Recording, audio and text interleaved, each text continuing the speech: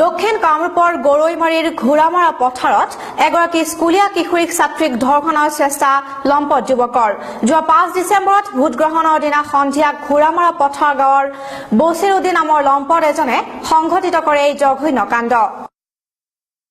লম্পট যুৱকজনে একে গাঁৱৰে খাতুন উপাধিৰ 6ষ্ঠ শ্ৰেণীৰ ছাত্ৰীগৰাকীক বলপূৰ্বকভাৱে বিদ্যালয় এখনত নি ধৰ্ষণৰ চেষ্টা চলোৱাৰ অভিযোগ উত্থাপিত হৈছে। পরে করে নিয়ে যাবেন স্যার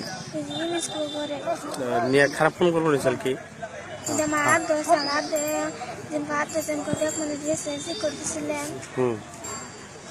মানুষ গিয়েছিল না ওর লগে আর কেউ আসল নাকি না পরে মানুষ তোমার বাঁচাইলো না। কিশোৰীগৰাকীয়ে চিঞৰ বাখৰ কৰাত লম্পট যুৱকজনে ঘটনাস্থলীৰ পৰা পলাই যাবলৈ সক্ষম হয়। ডিচেম্বৰ নিৰ্বাচন চলি থকা সময়ত যেহেতু নিৰ্বাচন বহুত দেৰিলৈকে চলিলে সন্ধিয়া 6:30 এনেকুৱা সময়ত এই নুৰনাহা নামৰ ছোৱালীজনীয়ে ভোট গ্ৰহণ কেন্দ্ৰৰ পৰা ঘৰলৈ গৈ থকা অৱস্থাত ওচৰৰে বছিৰুদ্দিন নামৰ লম্পট ল'ৰা এজনে তাক টানি চুচৰাই ওচৰতে থকা ঘোৰামাৰা পথাৰ এম ই স্কুলৰ শ্ৰেণীকোঠাত লৈ যায় তাইক বলপূৰ্বকভাৱে ধৰ্ষণৰ অপচেষ্টা চলায়। তো তাৰপিছত হয়তো চিঞৰ বাখৰ শুনি ওচৰৰ কেইগৰাকী মাইকী মানুহ আহি তাইক উদ্ধাৰ কৰিছে। আমিও গৈছোঁ। আমি গৈ পেলাই দেখা পাইছোঁ ছোৱালীজনী শাৰীৰিকভাৱে অপ্ৰস্তুত হৈ আছিলে।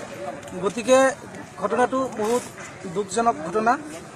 ইয়াৰ ন্যায়িক তদন্ত হোৱাৰ পিছত ইয়াৰ ল'ৰাজনৰ শাস্তি বিচাৰিছোঁ। ঘটনা সন্দৰ্ভত কিশোৰীগৰাকীৰ মাতৃয়ে জোৰশিমলু আৰক্ষী চকীত দাখিল কৰিছে এজাহাৰ।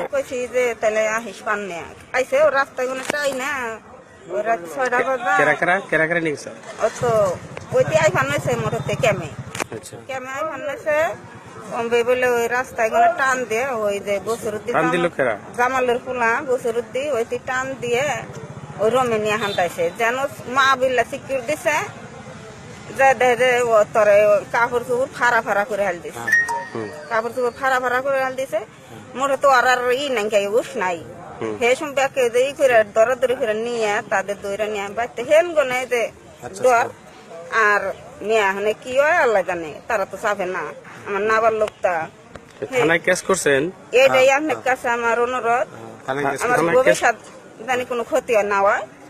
থানায় কেস করছেন থানায় কেস করছেন এর ন্যায় বিচার চাইছেন না। গৰৈমাৰীৰ পৰা সাইফুল ইছলামৰ ৰিপৰ্ট নিউজ এক্সপ্ৰেছ অসম।